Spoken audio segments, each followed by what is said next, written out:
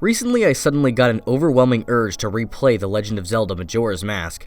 I can't really explain why, I just felt like I needed to play it. My original playthrough of it was enjoyable, but I didn't really love it as much as everyone else did. I think it was a mix of my growing disdain for Nintendo at the time, because the Wii U era left me feeling a bit down, and general disappointment that the system I'd be experiencing it on was the 3DS. No offense to the 3DS, I love it. At the time, however, I was expecting an HD remake akin to the false promises that this fake leaked trailer held. So at the time, I wasn't really able to enjoy the game to the extent I'd like. It's a dumb reason, I know, but regardless, it was the case. As I picked the game up again, however, I found myself completely enamored with Majora's Mask. It's truly one of the most magical games ever created, with a world so believable and with a tone so different from the series it came from that it's absolutely wonderful. It's truly a masterpiece, and while I'm planning a much bigger video on the totality of Majora's Mask, for right now I wanted to focus on one specific character from the game. This character just so happens to be my favorite villain in the Zelda series, one that I feel was kind of forgotten. That character is Tingle. I mean, just look at this evil conniving face, that evil little... No, but seriously, we're talking about Skull Kid. Skull Kid is an interesting beast as far as villains go, as it's really hard to define whether he's really even evil. The mask he's wearing, that being Majora's Mask, is never really explained all that well. We never get a concrete answer as to just who is in control during the events of the game, but I think I can provide a potential explanation, or even a theory if you like, as to what exactly the Skull Kid is, what makes him tick. I think we need to start with the obvious, that we met this same Skull Kid in Ocarina of Time. At the end of Majora's Mask, Skull Kid states that Link smells like the fairy kid that taught him a song in the forest. These same events occur in Ocarina of Time, so this isn't really something that needs to be debated. It's not outright said, but it being heavily implied is pretty much confirmation in and of itself. In his appearance in Ocarina, he doesn't seem that off, just kind of mischievous and playful.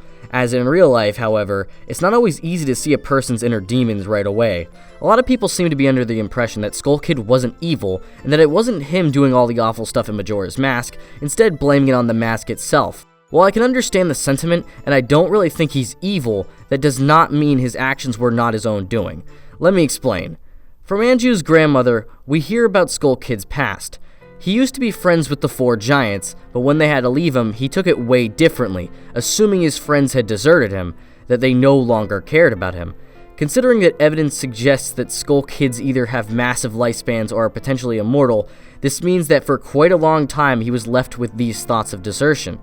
Also, as evidenced by the cutscenes early in the game, Skull Kid seems to have trouble making friends in general. He even states directly that he was incapable of retaining his friends in Clocktown, and has been left alone in the cold and rain. Given his mischievous nature and want to play pranks, it's understandable why he had trouble finding anyone. Those traits wouldn't generally be wanted in someone you would call a friend. And this has likely been the case for a long time.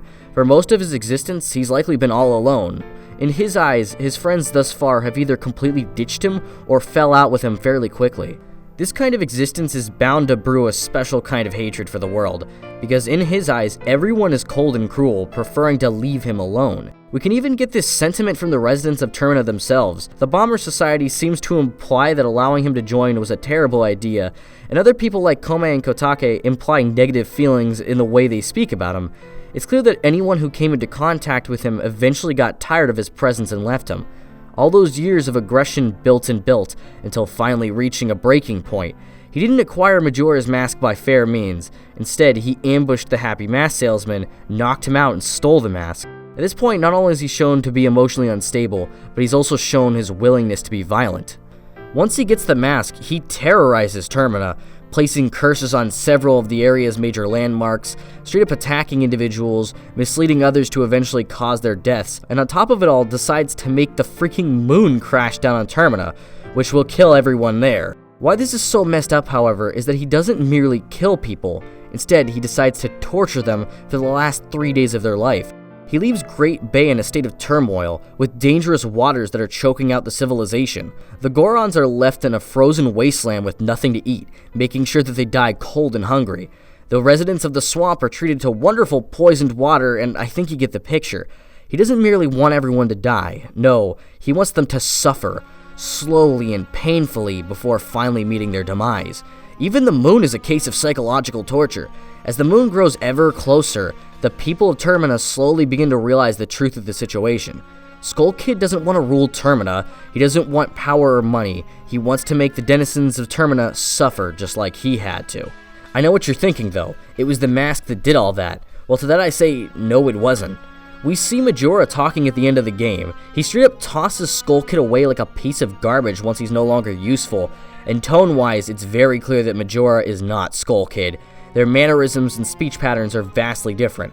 Make no mistake, Skull Kid was in control the whole time. Majora's Mask didn't make him do any of it. Instead, it likely amplified his want to and gave him the power to do so. Regardless of the impairment that Majora placed on him, it was still him who did all that. And if you're thinking that Skull Kid wouldn't do that, well, really analyze what we've discussed so far. Skull Kid, behavior-wise, is basically a child. Children don't often make the best decisions, and will often let their emotions get the best of them. Take an example from my childhood, for example. Once when I was younger, my family and I went out to a restaurant. I ordered a peanut butter and jelly sandwich. An hour passed and nobody at my table, or any of the other tables for that matter, had received their food. The staff was just lazing around. Nowadays, I would just quietly and angrily wait for the food to arrive and then never return. As a child, however, I didn't really care, so I shouted, "Come on, how long does it take to make a peanut butter and jelly sandwich?" While everyone thought it was hilarious, it also showed my inability to respond to problems in a calm and clear manner. And losing all your friends and being shunned by society, yeah, that's a bit bigger than waiting an hour for a sandwich. Skull Kid is just that, a kid, and thus he's not going to understand the reasoning behind any of this. He thinks the world is out to get him, and so in a fit of rage, he knocked out the happy mask salesman and stole the mask. The mask merely amplified those feelings of sadness and aggression, clouding his mind with it. And so, because he was given power beyond imagination, he now had the tools to make the very same people who shunned him regret ever doing that. It doesn't matter to him that there are innocent people, ones who have never met him. He's a child, and in his mind, it's the whole world who shunned him, and thus it's the whole world that's going to suffer. The one argument that could normally be used to showcase that Skull Kid is under the impression of the mask is Tattle and Tail. They were his only real friends before he got the mask, so you'd think he wouldn't treat them as harshly as he does. I have 2 points, however, that somewhat negate this. One is that even with his clouded mind, it's clear that he still acknowledged them as friends. They're the only ones he even allows to stay with him, so it's clear that on some level, he still likes them. But to explain why he would suddenly become cold to them, well, we need only look at his past friendships. All of them ended in him being left in the cold, so it's not unreasonable for him to expect the same from Tattle and Tail. They even began showing signs of disdain for Skull Kid by the start of Majora's Mask. Whether it was justified or not, Skull Kid was so overtaken by his emotions and the mask whispering in his ear that he couldn't read the situation. In his eyes, Tattle and Tail were likely going the same route others had, and would soon leave him as well. So his rougher treatment of them really isn't a surprise either. Skull Kid is a tragic figure. Having the mind of a child, he was incapable of understanding why the world around him seemed to treat him so harshly. Every friend he ever had left him eventually, so for most of his existence he was alone. All the emotions, all the anger, and all the hatred hit a boiling point and he snapped, stealing Majora's Mask in the process. With it, he wreaked havoc across Termina, making the world pay for its unjustness. The Skull Kid was not being controlled by Majora's Mask. It may have been affecting him, but in the end, it was all him. He was responsible for the disasters. Thankfully, however, he finally learns the truth, that the giants had never left him, and that it was him in the wrong. Much like a child, he made a mistake and learned from it. Despite all the problems he's caused, he's been given a second chance, and given the friends he desired all that time. So no, Skull Kid isn't evil. He did cause a lot of trouble, but he's since learned from it and likely won't ever do it again. It doesn't negate said trouble, not at all, but there's a lot to be said about learning from your past behavior to become a better person. Hey everybody, I made a video I guess, and hey, if you liked it, why not subscribe? I got another Majora's Mask video coming, and I got some other stuff planned, so I hope you like them, and anyways, I'll see you guys in the next video. See you later.